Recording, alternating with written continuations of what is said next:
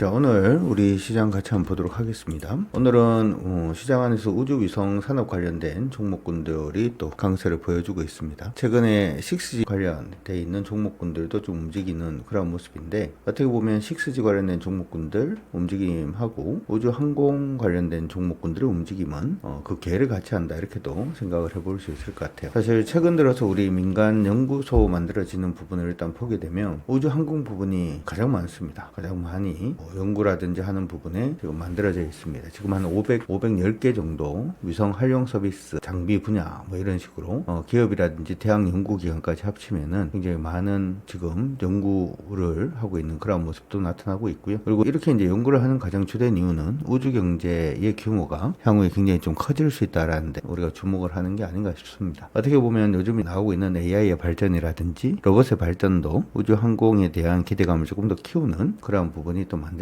않을까 싶어요. 근데 아직까지 우리나라는 우주 항공 쪽의 예산이 그다지 많지 않은 게 사실인데요. 미국 예산 대비해서 보자면 약 0.86% 정도, 86%가 아니고 0.86% 정도가 되고 있고요. 위성 서비스 기술력으로 봤을 때는 미국을 100이라고 봤을 때 우리나라는 한 65% 정도 수준에 불과합니다.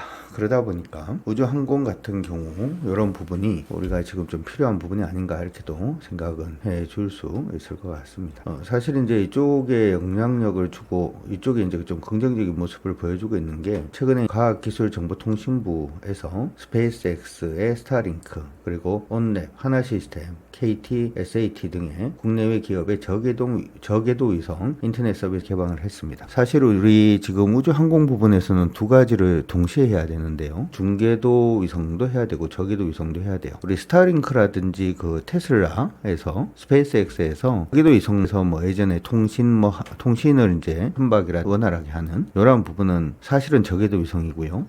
여러분들 아시다시피 GPS 사용하는 거 있죠. GPS가 이제 미국 공군 거죠. 그래서 예전에 중국 같은 경우에도 GPS를 사용을 하다가 미국 걸 사용을 하다가 CPS라고 해서 자기들 나름의 어떤 우리 내비게이션이라든지 하는 그런 신호를 주는, 이게 또 어떻게 보면은 자율주행 자동차의 일부에서는 또 필요한 부분이다 보니까 각국의 이제 그 지리 정보, 디지털 기술 자체를 확보하려는 노력들도 요즘 많이 하고 있는 게 사실입니다. 기본적으로 이제 우리나라에서도 GPS가 아니라 KPS라고 하는 걸 지금 개발을 하려고 하고 있고, 이걸 하기 위해서는 중궤도 위성을 또 쏴야 돼요. 지금 일단은 6G 관련돼서는 저궤도 위성에 대해서 과학기술정보통신부에서 지금 허가를 지금 해놓은 상태이기 때문에 뭐 조만간 이제 섬이라든지 산간 지역이라든지 아니면 선박이라든지 통신 인프라 취약 지역에서 위성 인터넷 상용 서비스가 가능해지지 않을까, 이렇게 생각이 들고, 이러한 부분이 통신 시장 판도에 굉장히 좀 주된 역할을 하지 않을까, 이렇게도 생각을 합니다. 그리고 최근에 여러 국가들이 예전에는 미국 걸 빌려 쓴다든지 유럽 걸 빌려 쓴다든지 그렇게 위성을 많이 이제 빌려 쓰고 그런 걸 많이 했었는데, 요즘 트렌드를 좀 보게 되면 자국 위성을 직접 보유하고 운영하려는 움직임이 좀 많이 나타나고 있습니다. 이 부분은 데이터가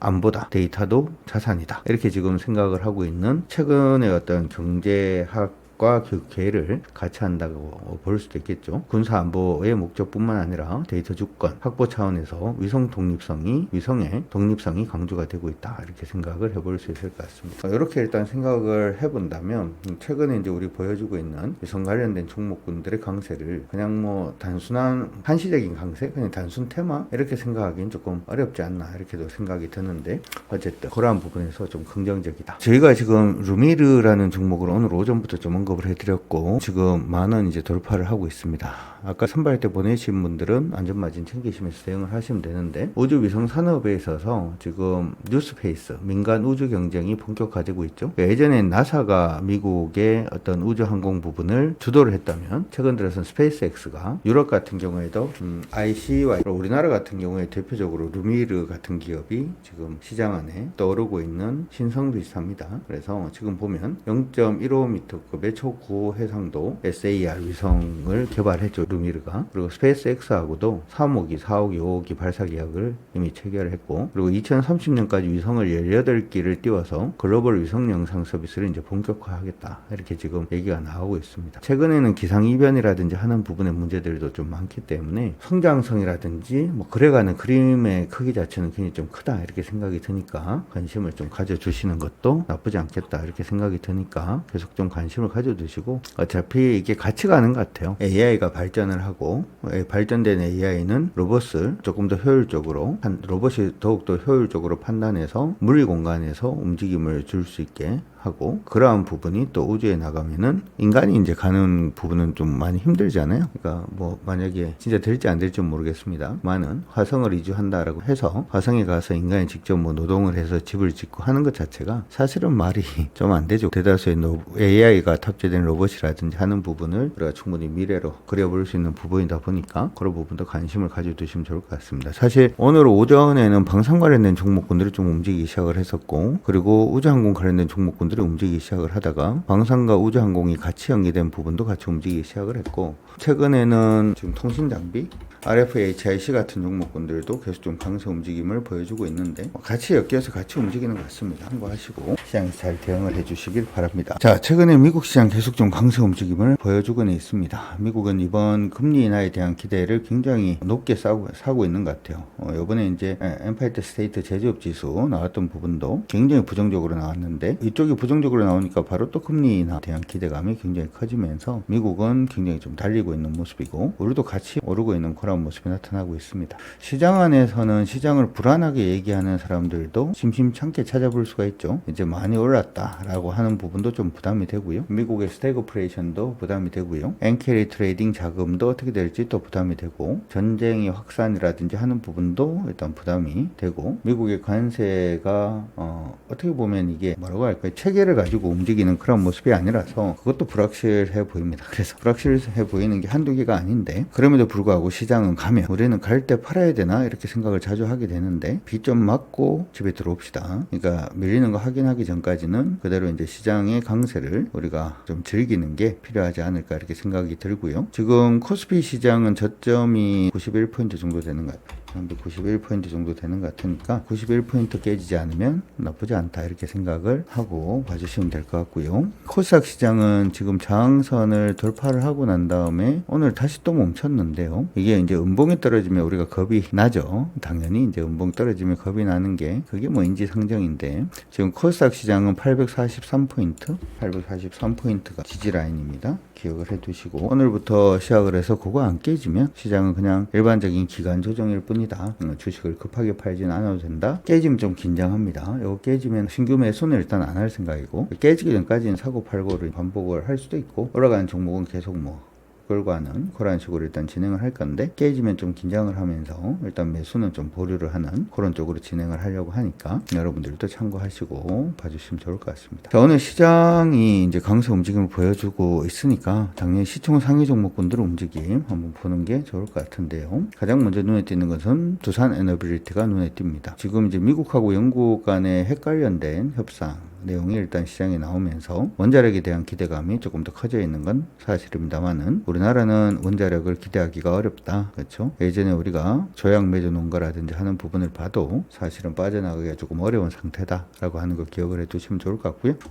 두산에너빌리티는 아직까지 흐름을 돌리지 못했고 하락 추세 내에서 기술적 반등을 하느냐 마느냐의 기로다. 이렇게 생각하시고 봐주시면 될 것 같습니다. 두 번째 삼성전자입니다. 삼성전자는 참 열심히 달립니다. 그렇죠? 최근에 오늘도 3% 정도 오르고 있는데 우리가 예전에 삼성전자를 6만원대 얘기를 할 때부터 목표는 8만 4, 5천 정도였습니다. 이제 한 위쪽으로 6천 정도 남았는데 조금 더 지켜볼 수 있도록 그렇게 하도록 하겠습니다. LG 디스플레이는 아직은 좀 아닌 것 같죠. 그렇죠? 아직은 좀 아닌 것 같고 이번에 추세 이걸 넘어서면 위쪽으로 좀 많이 열리긴 하는데 2만원까지 열리기는 하는데 어떻게 되는지 지금이 또 굉장히 강한 저항선 근처니까 좀 더 지켜보고 답을 내면 좋을 것 같습니다. 앞서서 제가 방산 관련된 종목군들도 조금 움직인다 이렇게 얘기를 했는데 오늘 하나 시스템 이쪽으로 올라가고 있고요. 그리고 LIG 넥슨도 같이 움직임을 보여주고 있습니다. 방산 관련된 종목군들은 관심은 가능하되 하나 시스템은 요번에 이제 반등하는 부분이 7만원 넘어서기 이전에 만약에 흐름이 꺾이면 무조건 나와야 된다. 앞도 뒤도 돌아보지 말고 일단 나와야 된다라는 거 기억을 하시고 LIG 넥슨도 마찬가지 60한 4만원까지 가기 전에 흐름이 꺾이는 모습이 보이면 그때 무조건 나와야 된다라는 거 기억하시고 봐주시면 좋을 것 같습니다. 좋을 것 같습니다. 코스닥 시장인데요. 코스닥 시장에서는 오늘 RFHIC 오늘 강세 보여주고 있고요. 루닛 강세 올라오고 있습니다. 시장 안에서 영상 진단 관련된 종목군들이 심심찮게 요즘 좀 움직입니다. 나중에 한번 시간이 되면 제가 이제 봐드릴 수 있도록 할 텐데, 시장 바닥에서 심심찮게 올라오는 지금 업종 두 가지가 있는데 바로 영상 진단하고 유통입니다. 그래서 영상 진단 관련된 종목군들은 여러분들 계속 관심을 가져두시면 좋을 것 같고, 요즘 시장은 어떻게 보면 코스닥보다는 거래소가 조금 더 주축이 되는 그런 모습이 아닌가 이렇게 생각이 드니까 그분도 여러분들 참고하시고 봐주시면 좋을 것 같고요.